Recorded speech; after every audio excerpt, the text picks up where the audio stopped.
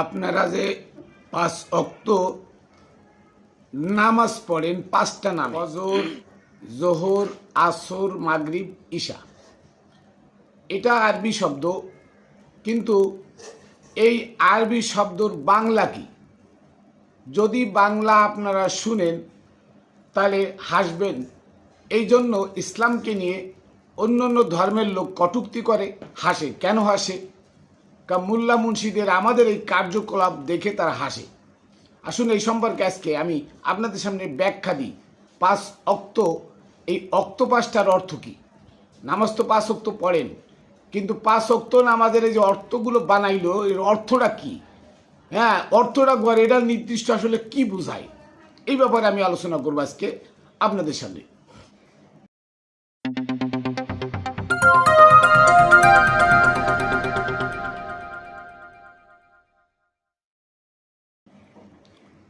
বিসমিল্লাহির রহমানির রহিম।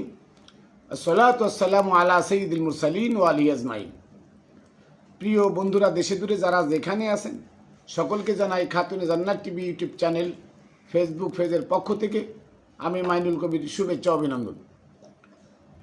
সর্বপ্রথম আমি আমার সালাম ও কদমবুসি প্রেরণ করি পাক পাঞ্জাতনের পাক দরবারে, সমস্ত অলিয়া গাউস কুতুব মনি ঋষি আবদাল ঠাকুর গুরু সন্ন্যাসী মহামানব যারা আছেন তাদের পাক দরবারে, পাক চরণে, সুলতানুল আউলিয়া হজরত বাবা শাহ আলী বগদাদী রহমতুল্লাহ আলাইহির পাক দরবারে, এবং আমার দাদা গুরু হজরত মোতালেব শাহ রহমতুল্লাহ আলাইহির পাক দরবারে, এবং আমার গুরু হজরত বাবা মানিক চাঁদ শাহ মাদ্দাজিলুল আলিয়া আমার দয়ালের পাক কদমে।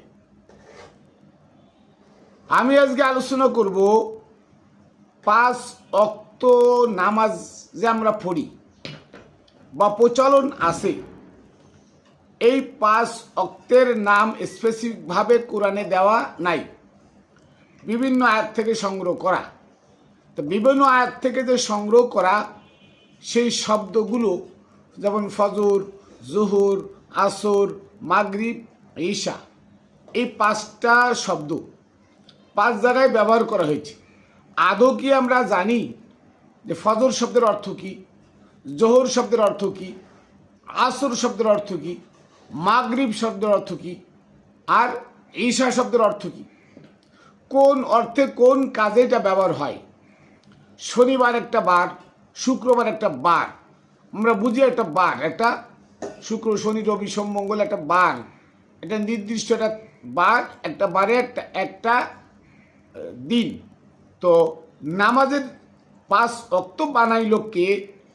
আর এই ওয়াক্তগুলো কোত্থেকে আইলো, কিভাবে আইলো, কারা বানাইলো? আদৌ কি জানেন? জানেন না। এর নামগুলো কারা নিযুক্ত করলো, কারা সংযুক্ত করলো, এই নামের অর্থটা কি আজও কি জানেন? জানেন না। তাহলে আমরা অনেক অজানা তথ্য আমরা আপনাদের সামনে দেওয়ার চেষ্টা করি, যেগুলো আপনারা জানেন না। আপনারা শুনে আসছেন, অভ্যস্ত হয়ে গেছেন, ওটা মোল্লারা বলে, আপনারাও বলে মুখস্থ করে ফেলছেন, ওটা আমিও বলি, আপনারাও বলেন। এইবার দেখেন, এই যে এই ফজরের রক্ত, ফজরে 2 রাকাত ফরজ নামাজ পড়তে হয়, তাই না? ফজর শব্দের অর্থটা কি? ফজরুন, এই ফজরুন শব্দের অর্থ কি? এই ফজরুন শব্দের অর্থ সুপ্রভাত। সূর্য উদয় হওয়ার আগে যে পরিষ্কার আলোক প্রভা বা যে প্রভাতটা, যে প্রভাতে দেখে দেখে কিছু পড়া যায়, ওই প্রভাতটাকে ফজর বলে। আচ্ছা, এই ফজর নামাজ ফজর কই পাইছে? সূরা বনী ইসরাঈলের 78 নম্বর আয়াতে আছে, আকিমুস সালাত লিদুলুকি শামসি ইলা গাসাকিল লাইল ওয়া কুরআন আল ফজর। এখানে বলছে কুরআন আল ফজর, এখানে সলাতুল ফজর বলে নাই। সূরা নূরের 58 নম্বর আয়াতে সলাতুল ফজর আছে, কিন্তু এখানে কুরআনুল ফজর। কুরআন মানে নামাজ বানাইছে, আর সলাত মানে নামাজ বানাইছে। নামাজ মানে প্রার্থনা, আর সালাত মানে স্মরণ সংযোগ। তাহলে অর্থের অনেক পার্থক্য। যেমন সাল্লু মানে প্রশংসা, গুণ কীর্তন, নবীর সম্মান প্রচার করা, আর এই সাল্লুর আরবি ওই উর্দু বা ফার্সি অর্থ হলো দুরুদ। দুরুদ। এখন কেউ কেউ কেউ কেউ বলতেছে সাল্লু করা যাবে, দুরুদ পড়া যাবে না, মানে ধরা বলা যাবে কিন্তু ক্যাচ বলা যাবে না, ভালোবাসা বলা যাবে কিন্তু লাভ বলা যাবে না। এরা হলো মূর্খ, এরা জাত মূর্খতা এই কথাগুলো বলে। ঠিক আমাদের সমাজেও কুরআন আল ফজর, কুরআন মানে পড়া আর ফজর মানে প্রভাত। তাহলে আকিমুস সালাত লিদুলুকিস শামস এর অর্থটা কি? সূর্য হেলে পড়ার সালাত কায়েম করো, সূর্য হেলে পড়ার পর থেকে ইলা গোসাকিল্লাইল অন্ধকার রাত্রি পর্যন্ত। এখানে তাফসির কারকরা বানাইছে জোহর, আসর, মাগরিব, ইশা 4 ওয়াক্ত। কুরআন আল ফজর আর ফজরের নামাজ। তাহলে কুরআন মানে পড়া আর ফজর মানে প্রভাত, প্রভাতের পড়া। তাহলে এর মূল অর্থটা হলো যে তুমি সালাত কায়েম করো, মানে স্মরণ সংযোগ স্থাপন করো। কোন টাইম থেকে? আকিমুস সালাত লিদুলুক ইসলাম। দুলুক ইসলাম হলো সূর্য যখন হেলে পড়ে। এই সূর্যকে কোন সূর্য বলা হয়েছে? আমার জীবন সূর্যকে বলা হয়েছে। তার মানে আমি যখন মার গর্ভ থেকে দুনিয়াতে আসলাম তখন আমার সূর্য উদয় হলো। এই উদয় হয়ে আমি যখন বাল্য জীবন থেকে যৌবনে পদার্পণ করলাম তখন আমার সূর্য হেলে পড়লো।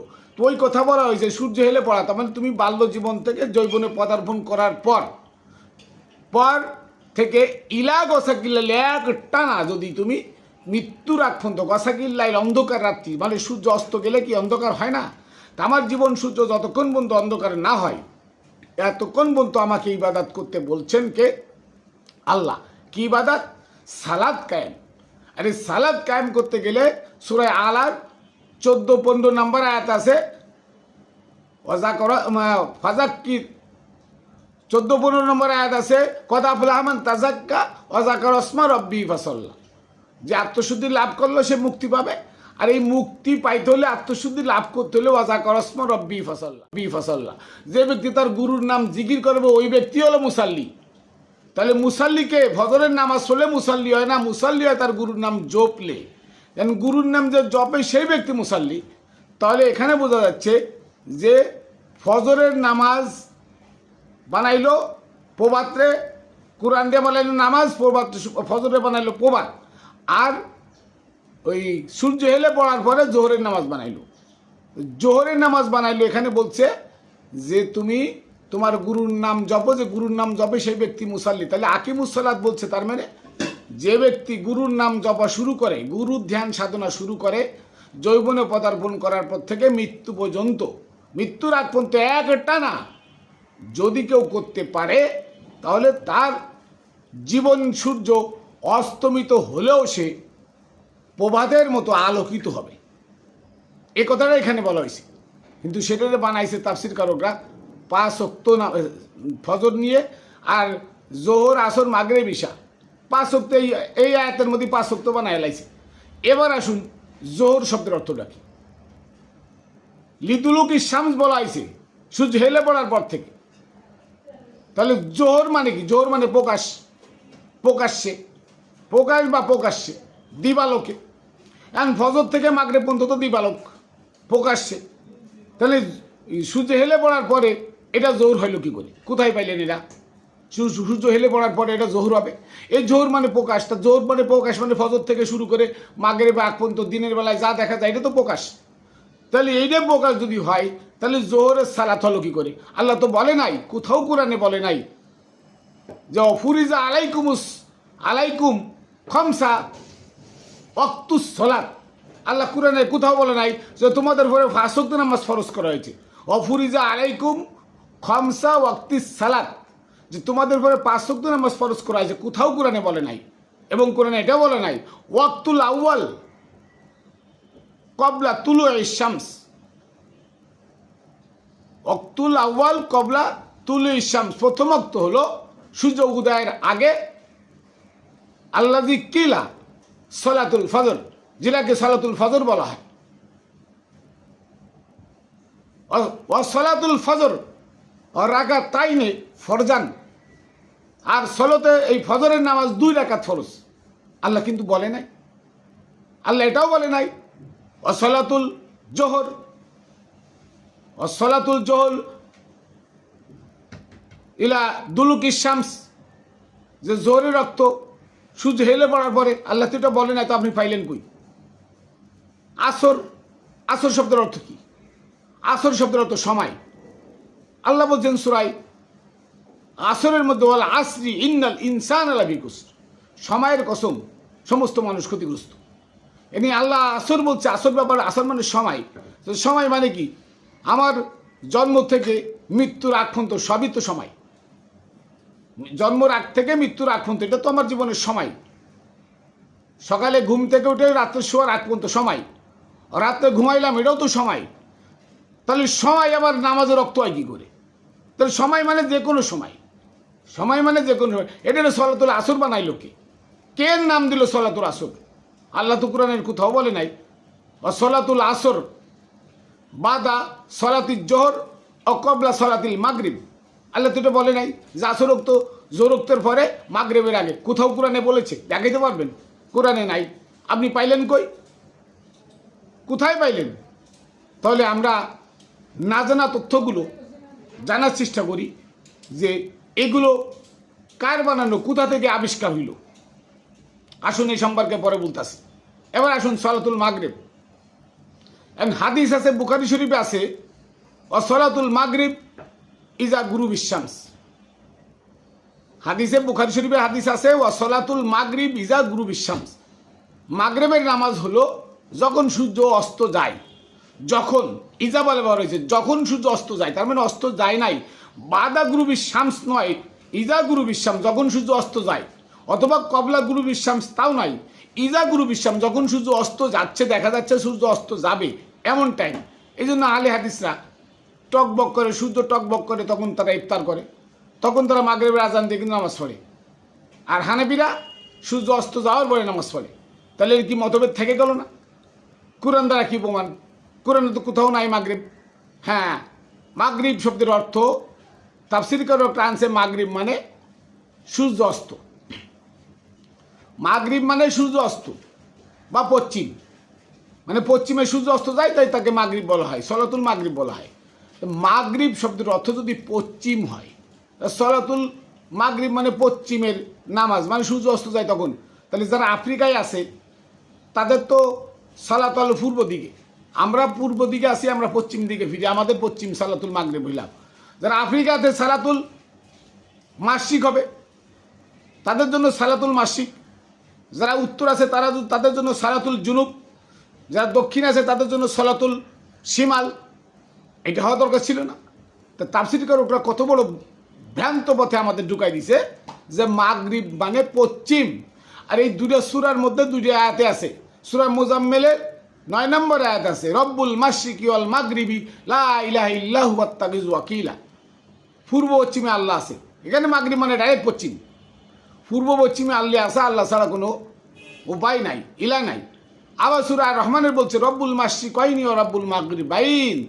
আল্লাহ দুই পূর্ব দুই পশ্চিমের অধিপতি, দুই পূর্ব দুই পশ্চিমের অধিপতি। তাহলে মাগরিব অর্থ পশ্চিম। তা পশ্চিম আবার নামাজে রক্ত হয় কি করে বলেন তো আমারে? পশ্চিম যদি নামাজে রক্ত হয়, তাহলে আবার সূরায় বাকারার 177 নম্বর আয়াত আল্লাহ বলছেন, লাইসাল বিররান তল্লু উজুহাকুম কিবালাল মাশরিকি ওয়াল মাগরিবি। তোমরা পূর্ব পশ্চিমরে কেবলা বানাই যতই মুখ ঘুরাও তাতে কোনো লাভ নাই। আল্লাহ বলছেন পূর্ব পশ্চিমরে কেবলা বানাই যতই মুখ ঘুরাও তাতে কোনো লাভ নাই। তাহলে মাগরিব মানে পশ্চিম। তো পশ্চিম আবার নামাজ রক্ত হয় কে? সলাতুল মাগরিব মানে পশ্চিমের নামাজ। তো পশ্চিমের নামাজ মানে কি? পশ্চিম দিকে ফিরে নামাজ পড়ি, এটা তাফসীর কারকরা অর্থ করছে এটা সালাতুল মাগরিব। জাহান্নামের ভয় দেখায়, আমাদেরকে জান্নাতের লোভ দেখায়, হুর গেলমানের লোভ দেখায়, দেখায় দেখায় আমাদের পকেটের টাকা তারা লুটে খাচ্ছে, তারা ধর্ম ব্যবসা করে খাচ্ছে। মদ করে সেও ওরা খারাপ, ওরা সুদখোরের থেকে খারাপ, ওরা ঘুষখোরের থেকেও খারাপ। তাহলে আজকে আমাদের সামনে এই 5 ওয়াক্ত নামাজ তুলে ধরাইছে। তাফসীর কারকরা বলছে নবীর নবুয়তের 10ম বছরে গেছে মিরাজে, সেখান থেকে রোজা নিয়ে আইছে, নামাজ নিয়ে আইছে। আচ্ছা, মিরাজের সূরায় বনী ইসরাঈলের প্রথম আয়াতটা, সুবহানাল্লাযী আসরা বিআবদিহি লাইলা মিনাল মাসজিদিল হারাম ইলা মাসজিদিল আকসা ওয়া বারাকনা হাওলাহু লিনুরিয়াহু। এখানে আল্লাহ বলতেছেন আল্লাহর বান্দাদের মধ্যে হতে বিআবদি, তার বান্দাদের মধ্যে হতে কোনো এক বান্দাকে, এর নবীর কথা স্পেস এখানে উল্লেখ নাই, নবীর কথা এখানে বলে নাই, রসুল বলতো অথবা নবী বলতো, তা বলে নাই, বলছে তার বান্দাদের মধ্যে হতে কোনো এক বান্দাকে মসজিদে হারাম থেকে মসজিদে আকসায় ভ্রমণ করালেন আর তার চতুর্পাশে বরকতময় এবং আলোকিত করে দিলেন, আল্লাহ নজির দেখানোর জন্য। তাহলে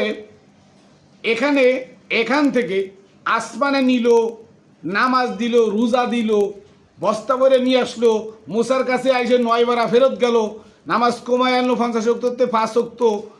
এই কাহিনী আপনারা ফাইলেন কোথায়? আমার নবীর কাছে মেরাজের আয়াত নাজিল হয়েছে কবে? 615 খ্রিস্টাব্দে, 615 খ্রিস্টাব্দে, আর 622 খ্রিস্টাব্দে নবী হিজরত করলেন। তা 615 খ্রিস্টাব্দে যদি নামাজ রোজা আইনে থাকে, তাহলে এই নামাজ মক্কায় কেন কায়েম করলো না? মক্কায় থাকতে নামাজ কেন কায়েম করলো না? রোজা কেন কায়েম করলো না? পারবেন দলিল দেখাইতে? একটা দলিল দেখাতে পারবে না। বাইতুল্লাহর কুনাই নবীর বাড়ি, কই নবী তো 1 ওয়াক্ত নামাজ বাইতুল্লাহ পড়ছে এমন কোনো নজির নাই। একটা রোজা মক্কায় রাখছে এমন কোনো নজির নাই। সেই নবীরে আপনারা মদিনায় নিয়ে রোজা রাখালেন, নামাজ পড়ালেন, 1 ওয়াক্ত না 5 ওয়াক্ত পড়ালেন, কোথায় পাইলেন? এই নামাজ কি? নামাজের এত গুরুত্ব যদি হতো, কোরআনের প্রতি ফাতায় ফাতায় নামাজের কথা লেখা থাকতো। শুধু আছে সালাত। এই সালাত মানে কি? সূরা আলার 15 নম্বর আয়াত পড়ে রাখবেন, অজাকর আসমা রব্বি ফাসাল্লাহ, যে তার গুরুর নাম জিকির করে ওই ব্যক্তি মুসাল্লি। তাহলে গুরুর নাম জিকির করলে সে মুসাল্লি হয়। নামাজ পড়ার কথা তো এখানে বলে নাই, তো কুই পেলেন নামাজ? তো আজকে আমাদের সামনে শুভঙ্করের ফাঁকি দেওয়া হচ্ছে এই ধর্ম নিয়ে। আজকে বিধর্মীরা হাসে, বিধর্মীরা আমাদেরকে নিয়ে তর্কের মধ্যে ফেলে দেয়। ইসলাম জঙ্গি সন্ত্রাসী ধর্ম কেন বলে? কারণ কোরআনের মধ্যে 260টা আয়াত ওসমান ভেজাল ঢুকায় কোরআনকে প্রস্তবিদ্ধ করে, কোরআন সার্বজনীন, সে কোরআন শুধু মুসলমানের জন্য উসমান বানায় রেখে গেছে, এমন প্রশ্নবিদ্ধ কিছু কথা কোরআনে ঢুকাইছে যেটা আজকে সবাই অস্বীকার করে। এই অস্বীকার করার কারণে আজকে কোরআনটা প্রশ্নবিদ্ধ, ধর্মটা প্রশ্নবিদ্ধ, আমার নবী সার্বজনীন, সেটা শুধু মুসলমানদের নবী হয়েছে। এই জন্য আসুন আমরা কোরআনকে আঁকড়ে ধরি। ওয়াতাসিমু বিহাবলিল্লাহি জামিয়া ওয়ালা তাফাররাকু। আল্লাহ ডাইরেক্ট বলে দিয়েছেন, তোমরা একতাবদ্ধ হয়ে আমার রজ্জুকে ধরো। রজ্জু কি? রজ্জু হচ্ছে কোরআন আর আমার নবীর আদর্শ। এই সুন্নত না, নবীর রেখে যাওয়া আহলে বাইত, এই আহলে বাইত নবীর আদর্শ। উলিল আমরি মিনকুম, নবী যাকে রেখে গেলেন উলিল আমর হিসাবে, তাদের আনুগত্য করা ফরজ। তাহলে কোরআনকে আঁকড়ে ধরলে, আহলে বাইতকে আঁকড়ে ধরলে আমরা সুপথ প্রাপ্ত হব। আর আজকে আহলে বাইতের কথা শুনলে গা জ্বলে, কোরআনের কথা শুনলে আমরা লাফাই ফাল দিয়ে পড়ি। কোরআনে থাকলেও মানবো না ইনায়েতুল্লাহ আব্বাসীর কথা, কোরআনে থাকলেও মানবো না মুজাফফর বিন মুহাসির কথা। কোরআন এটা ফালতু কিতাব। হ্যাঁ, পাইকারি দলের কথাবার্তা আহমদুল্লাহ মাদানী বলে, আবার সরনার ফির সেবকাই কোন একটা ফালতু কিতাব। তার মানে কোরআন যদি ফালতু কিতাব হয়, হাদিস কি? হাদিস কোন কিতাব? ইজমা কিয়াস ফিকহ উসুল কোন কিতাব? ইমাম মাযহাব কে বানাইলো? আসুন এগুলো পরিহার করি, ধর্মকে ধর্ম বলে স্বীকার করি। ধর্ম মানে উত্তম আদর্শ। উত্তম আদর্শ যেখানে আছে আল্লাহ সেখানে আছে, উত্তম আদর্শ যেখানে নাই আল্লাহও সেখানে নাই। এই জন্য আসুন ধর্মের কর্ম বাদ দিয়ে মানবতার কর্ম করি, মানুষ হওয়ার চেষ্টা করি, নিজেকে নিয়ে চিনি। মসজিদে হারাম থেকে মসজিদে আকসা যাওয়ার ব্যবস্থা করি। মসজিদে হারাম বলা হয় গুরুর বাড়ি, গুরুর বাড়িকে কেবলা কাবা, ওটা মসজিদে হারাম। আর গুরুর ধ্যান সাধনা করতে করতে যখন আপনার আত্মদর্শন হবে, নিজেকে নিজে দেখবেন নিজের আয়নায়, ওটা মসজিদে আকসা। এই কথা বলা হয়েছে।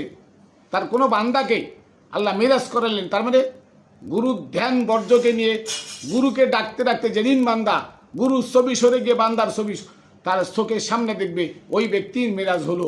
এটার নাম হলো সুবহানাল্লাহ আসরা বিআবদিহি লাইলা মিনাল মাসজিদিল হারাম ইলা মাসজিদিল আকসা। মসজিদে হারাম থেকে মসজিদে আকসা ভ্রমণ এই ব্যক্তিই হয় যে তার গুরুর ধ্যান করতে করতে গুরুর ছবি সরে গিয়ে নিজের ছবি তাকে আত্মদর্শন হয়, যে মানে আরাফা নাফসাহু ফাকাদ আরাফা রাব্বাহু, এই ব্যক্তি হলো মেরাজে গমন করলো, ওই ব্যক্তি মুক্তি পাবে। এছাড়া মুক্তির কোনো পথ নাই। যারা মোল্লা মুন্সিমুরের কবরে যে হাড্ডিকুটি মিশে যাচ্ছে বুঝবেন সে মুক্তিপ্রাপ্ত নয়, তাকে আবার মাতৃগর্ভে আসতে হবে তার কর্মফল ভোগ করার জন্য। তো আসুন আমরা এই শুভঙ্করের ফাঁকি থেকে বাঁচার জন্য কোরআনকে আঁকড়ে ধরি, কোরআনকে সুন্দর মতো বোঝার চেষ্টা করি, তাহলে আমরা এহকাল পরকাল মুক্তি পাবো, মুক্তির পথ পাবো। তা নাহলে আমাদের এহকাল পরকাল দুই কালই একদম বিলীন হয়ে যাবে, আমাদের ওই আবার বারংবার জন্ম নিয়ে আসতে হবে পুনর্জন্মে, এছাড়া কোনো পথ নাই।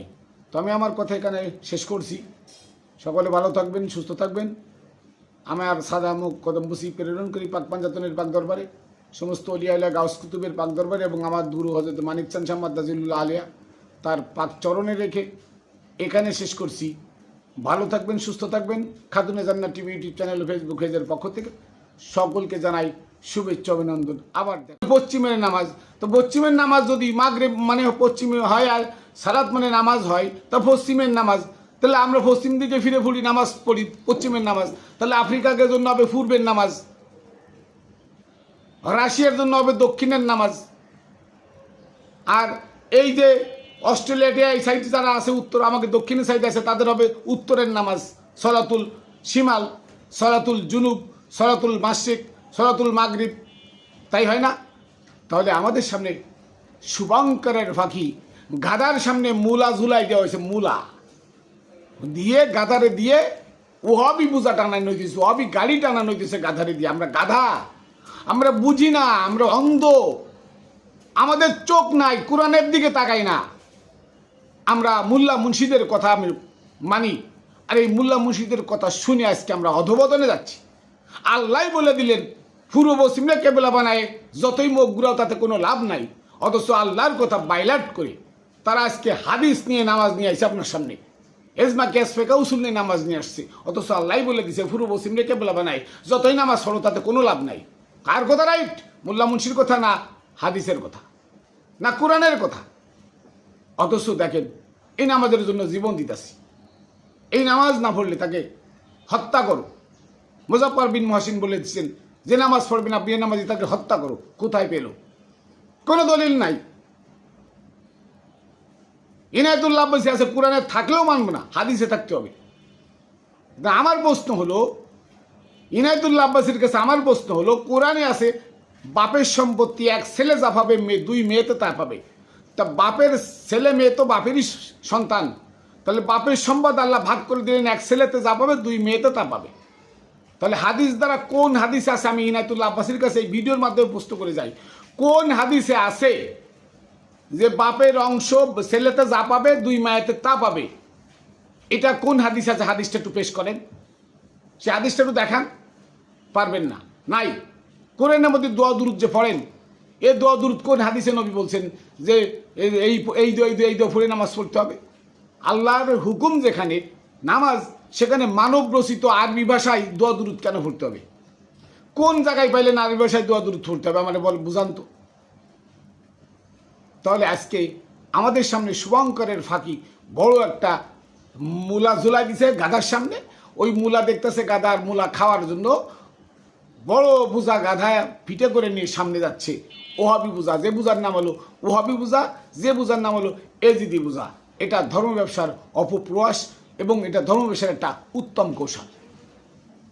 সারা কোরআনের কোথাও নাই নামাজ না পড়লে তাকে সাজা দেওয়া হবে, আর কোরআনের কোথাও না নামাজ পড়লে তাকে প্রতিদান দেওয়া হবে। তাহলে নামাজের জন্য জীবন দিতে আসি কেন? নামাজের জন্য এত বাড়াবাড়ি কেন? নামাজের জন্য সুদখোর ঘুষখোর টাকা নিয়ে মসজিদ বানাচ্ছি কেন?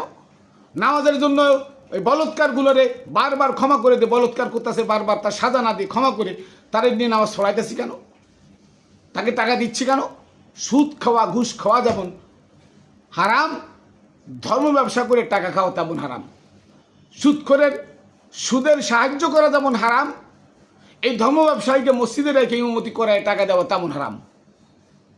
মদ করে জায়গা হয় না মসজিদে, কিন্তু সুদখোর ঘুষখোর আর ধর্ম ব্যবসার জায়গা মসজিদে আগে। কারণ কি? কারণ আপনারা কোরআন মানেন না, ধর্ম ব্যবসায়ী মানেন, অন্ধভক্ত। এরপরে আসুন ঈশা, সলাতুল ঈশা। ঈশা শব্দের অর্থ কি? ঈশাতুন, ঈশা শব্দের অর্থ স্বাচ্ছন্দ্যে আনন্দে, ঈশা শব্দের অর্থ স্বাচ্ছন্দ্যে আনন্দে। তো সলাতুল ঈশা স্বাচ্ছন্দ্যের নামাজ। স্বাচ্ছন্দ্যের নামাজ বলতে কি বোঝায় কোন? কি বুঝাইলো আমারে? কোন জিনিসটা বোঝাইলো? ঈশার সালাত, ঈশার নামাজ। ঈশা মানে কি? ঈশার বাংলা বলেন, নামাজের বাংলা বলেন স্মরণ সংযোগ, সালাতের বাংলা বলেন স্মরণ সংযোগ। নামাজ মানে প্রার্থনা, আর সালাত মানে স্মরণ সংযোগ। তাহলে সালাত মানে স্মরণ সংযোগ, তাহলে আনন্দের, স্বাচ্ছন্দ্যে আনন্দে, তা আনন্দ ধরি, আনন্দের স্মরণ সংযোগ। আনন্দের স্মরণ সংযোগ এটা আবার অক্তের নাম হয় কি করে? একবার ভেবে দেখেন, আমার কথাগুলো একবার ভেবে দেখেন যে স্বাচ্ছন্দ্যে আনন্দে এটা অক্তের নাম হয় কি করে? কাইয়ার 6-7 নম্বর আয়াত পড়ে দেখবেন ঈশার কথা কেন উল্লেখ আছে। মামান সাকুলাত মাওয়াজিনু ফাহুয়া ফি ঈশাতির রাদিয়া, যে ব্যক্তির আমল নামা ভারী হবে ওই ব্যক্তি স্বাচ্ছন্দ্যে আনন্দে কবরে থাকবে অক্ষত, তার লাশ পচবে না, কাবনের কাপড় মাটিতে খাবে না। তাহলে ঈশা শব্দের অর্থ হলো স্বাচ্ছন্দ্যে বা আনন্দে। তো সলাতুল ঈশা মানে স্মরণ সংযোগ, আনন্দের স্মরণ সংযোগ। তা নামাজ কি মানুষ আনন্দে পড়ে? এই হলো আমাদের কিচ্ছা কাহিনী। ইতিহাসবিদরা কি লিখেছে যে নবুয়তের দশম হিজরিতে, মানে নবুয়তের 10ম বছরে নবী মিরাজে গেলেন, মিরাজে যে নামাজ নিয়ে আসলেন, রোজা নিয়ে আসলেন, সেখান থেকে নামাজের নামকরণ হইল। ও রোজা 30টা কীভাবে রাখতে হবে হইল। আবার আসি আপনাদের কাছে, সূরা বাকারার 183 নম্বর আয়াতে বলছেন কুতিবা আলাইকুমুস সিয়াম কামা কুতিবা আলাল্লাযিনা মিন ক্বাবলিকুম। এখানে স্পষ্ট আল্লাহ বলে দিলেন যে সিয়ামকে তোমাদের উপরে কিতাবস্থ করা হয়েছে। সিয়াম রোজা না, সিয়াম যেমন তোমাদের পূর্বপুরুষের বলো ছিল। তাহলে বোঝা গেল মেরাজ থেকে আল্লাহর নবী রোজা আনে নাই। আর চন্দ্রমাস কে বানাইলো? ওমর বানাইলো। তাহলে এই 7 দেখে রোজা থাকা ফরজ কে বানাইলো? ওমরে বানাইলো। তারাবি ওমরে বানাইলো, ঈদ ওমরে বানাইলো। তাহলে ইরা নবীর ফলে সাফাই দিল কি করে? ইরা যেভাবে নবীর ফলে সাফাই দিয়েছে নবীর নামে, ঠিক নামাজ এইভাবে আবু বকরের আমল থেকে বানায় নবীর নামে সাফাই দিয়ে এই বাধ্য করা হয়েছে তাওহীদের একত্ববাদের ইবাদত করতে। রাসূলের আনুগত্য ছেড়ে তাওহীদের একত্ববাদের ইবাদত করার জন্য মানুষকে বাধ্য করা হয়েছে। এটা কোরআনের বিপরীতে। সূরা নিসার 80 নম্বর আয়াত, মাইতির রসুল ফাকাদ আত আল্লাহ, যে আল্লাহ রসুলের আনুগত্য করলো সে আল্লাহর আনুগত্য করলো। এই আয়াতের বিপরীতে দাঁড় করানো হয়েছে তাওহীদের একত্ববাদের ইবাদত। আবু বকর থেকেই শুরু হয়েছে এই নামাজের কিচ্ছা কাহিনী। তাহলে আজকে আমরা এই কোরআনকে বাদ দিয়ে এজমা কিয়াস ফিকহ উসুল জাল হাদিস নিয়ে পড়ে আসি কেন? কারণ হলো ধর্ম ব্যবসায়ীদের অপকৌশলের কাছে আমরা বন্দী, অপকৌশলের কাছে আমরা জিম্মি।